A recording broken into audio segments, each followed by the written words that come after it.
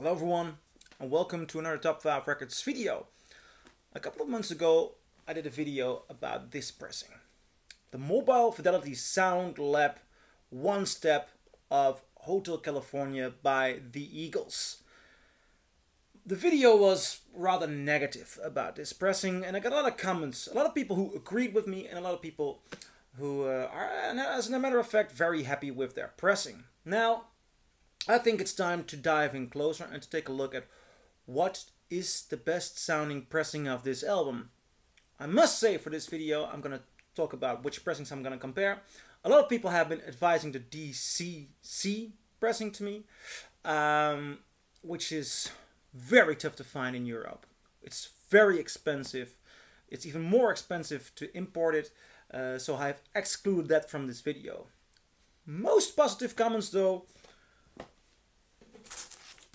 come about this one, the Sterling Mastered Original US pressing, and I have found that in the meantime. And I'm also going to be talking about the Dutch pressing, yes, the Dutch pressing in which I talked about in the original video, in which I was talking about this one, and I have compared it with a friend of mine with his first UK pressing.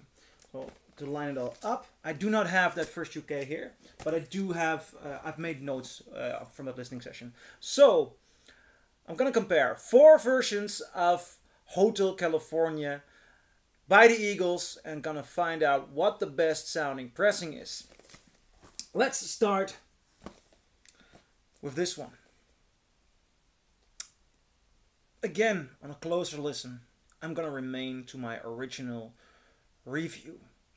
I think there is a lot of interesting information and a lot of depth in the high, but it's very unbalanced.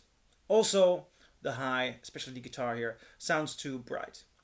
This record is really missing out and lacking on vocals and bass. And when you are going to buy the so-called best pressing available, at least, I mean, that's what One Step is after. That's what you might assume, I think, or something that comes close to the best sounding pressing, when you're paying what, 125 or 150 or 175 bucks for this. I mean, it depends on where you live. These are expensive records, and this is a very unbalanced pressing. Yet I must admit the detail in the high parts is incredible, but it's also a bit too bright. I'm gonna stay to what I said. Stay away from this one. Then even the one I had, my first copy of this album, is better. This is a Dutch pressing. Now it has nothing of the detail of the other one. Honestly, it has nothing of that regard. But I really enjoy the balance here. I hear the bass and the power of the bass, and a lot of these songs have an important bass line here. I hear the vocals so much better, and listening to this one after the One Step, it is clear that this is not so much detailed, far from as bright as the One Step. But I listened to this with 3 or 4 or 5 people checking the One Step with the first Dutch. People all tend to go. All those people prefer the Dutch one. Why? The equalizing balance is just better. We're listening to the song beautifully balanced and we hear everything that is essential. Not as detailed as you might want to, but it's better. Now, with a friend of mine, I compared this one to his first UK pressing.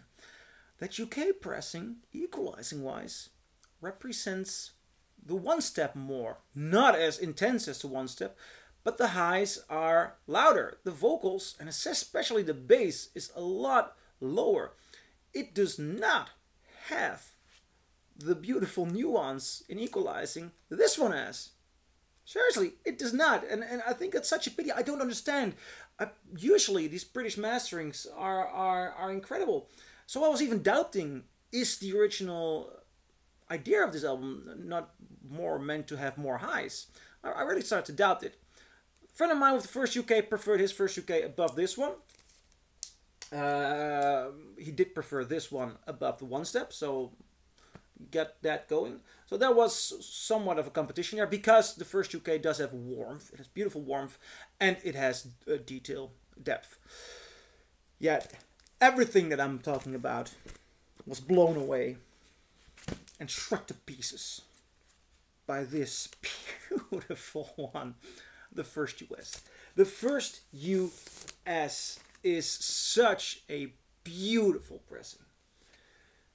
It has everything you desire.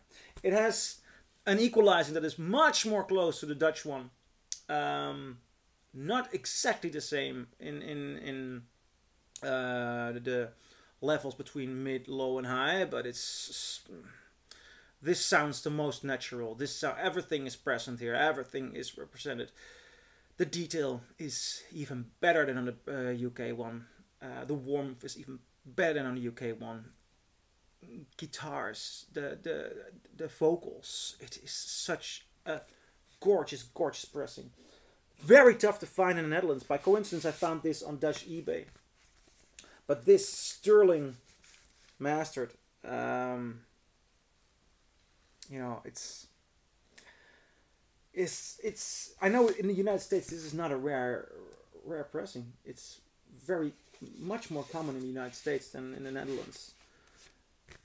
But I cherish this as a treasure because it's taken me so long to find something that stands out from all the other pressings. So much. I mean, if you're living in the US, you might find this as at a thrift shop. I'm not sure about it, but if you look at Discogs, it's not an expensive record. But it beats the ones, it beats the first Dutch, it beats the first UK.